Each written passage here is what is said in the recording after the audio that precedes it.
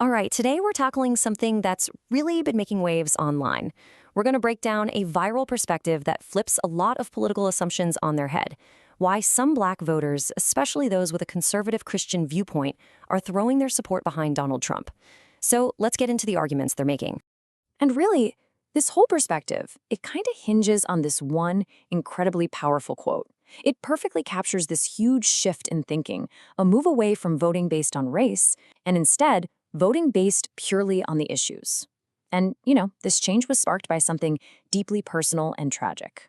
And that really brings us to the central question here. What happens when a personal tragedy just completely crashes into your political identity? The source material we're looking at, it argues that for some folks, one single life-changing event is enough to just flip everything upside down. It can make you rethink political loyalties you've maybe had your whole life. Okay, so this whole thing kicks off with one grandmother story and her personal loss. It wasn't just a tragedy for her family. It actually became the spark for a total political transformation. So here's how it all played out. After her grandson was murdered, she jumped into action. She was marching, rallying, trying to get someone to listen. But she says she felt completely ignored by the local Democratic leadership. And then everything changed. According to the source, Republican representatives actually showed up, listened to her, and even gave her a national stage to push for a new crime bill. For her, it all boiled down to one thing: who was actually willing to hear her out? So you see how that personal story becomes the foundation for a much, much bigger argument, an argument about how we should vote, period. The core idea they're pushing is this: you've got to look past the party, look past identity, and start focusing on something completely different. And this right here, it lays out that challenge perfectly. The argument is basically a call to action. They're saying, stop voting for a party and start voting for a cause. Stop voting based on race and start voting based on the actual issues. And maybe most importantly, stop just following media narratives and start thinking critically for yourself. And what are those issues? Well, for the grandmother in this story and for the speakers, these are the things that matter most. We're talking about real, concrete policies, tough on crime bills, much harsher sentences, a big focus on law and order. From their point of view, these are the non-negotiables. These are the things that should really decide your vote. And this quote, man, it just boils their entire belief down to its essence. The idea is you're not voting for a person, you're not voting for a personality, you're voting for a policy agenda. The argument is that you need to know exactly what you're signing up for before you check that box. Okay, so from there, the argument takes on what the speakers see as the number one thing stopping this kind of issue-based voting, and that's the racist label that's so often attached to Donald Trump. And they describe that label as a smoke screen. The idea they're putting forward is that calling someone a racist isn't really an argument at all. No, they say it's a tactic, and it's a tactic designed to do one thing: completely shut down any real discussion about policy. And that's the whole point of this so-called smoke screen. From their perspective, as soon as that label gets dropped, bam, the debate's over. You can't talk about policy, you can't talk about achievements. The source actually calls it an intellectually immature way to have a political discussion.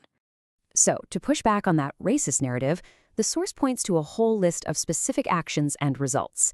They bring up some historical anecdotes, like his supposed support for Nelson Mandela and Jesse Jackson, but they also point to policy outcomes from his presidency, like record low unemployment and lower incarceration rates for Black Americans.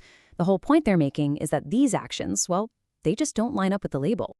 So after dealing with what they see as an outside criticism, that whole racist label, the argument takes a really sharp turn, a big pivot. The focus moves away from national politics and becomes a direct challenge pointed inward, right at the Black community itself. Now, this next statement from the source is, well, it's meant to be provocative. It's designed to make a really sharp point. The argument they're making is that accountability has to start from the inside, that the community has to deal with its own internal violence before it can demand respect from everyone else. And building on that idea, they argue that what they call the coddling of criminals has to stop. They actually frame blaming politicians or other groups as, you guessed it, another smokescreen, a way to dodge the really tough internal problems that they believe are hurting the community from the inside out. And at the end of the day, all of these arguments about policy, about crime, about labels, they all tie back to something way bigger than just politics.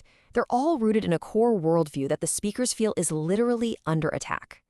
Yeah, the source paints this as a very clear moral choice. It's a choice between two completely opposing worldviews. On one side, you have what they call the biblical worldview, defined by things like God's truth and law and order. And on the other side, what they label the debauchery of the left, which they connect to things like open borders and what they call gender confusion. And this quote right here, it makes that connection crystal clear. For these speakers, who you vote for isn't separate from your faith. It's a direct part of it. The way they see it, supporting a candidate who lines up with a biblical worldview isn't just a political choice. It's about siding with what they believe is the one and only ultimate truth. They even boil down the entire purpose of government to one simple thing, something straight out of their worldview. Its job is to protect citizens from evil. That's it. And that's the lens they use to judge every single policy. So for them, something like closing the borders, well, that's not really a political issue. It's about the government doing its most basic, God-given job. And all of this really leaves us with the big question that this whole perspective raises. In a world full of polarized media and huge national narratives, what's the real power of just one person's story? Can one grandmother's experience actually be enough to make people stop, think, and maybe even change their minds?